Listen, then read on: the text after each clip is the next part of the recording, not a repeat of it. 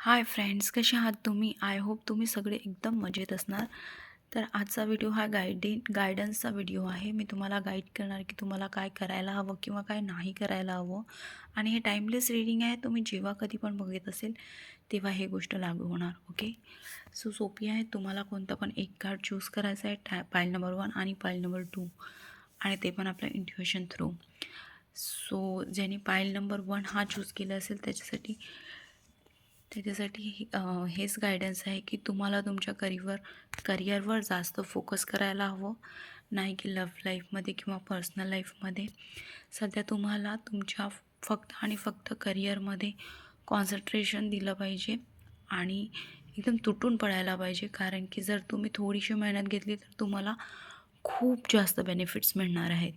So करिअरकडे जास्त लक्ष द्या.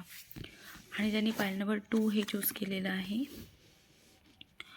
त्यांना सांगण्यात येत आहे की तुम्ही जे पण फायनान्शियली जी पण तुम्हाला काम करत आहे किंवा हे कलेक्टिव्ह रीडिंग आहे, तर होऊ शकते कोणाकरिता हे जे मी सांगत आहे ते एकदम ॲक्युरेट होणार, कोणाकरिता नाही होणार.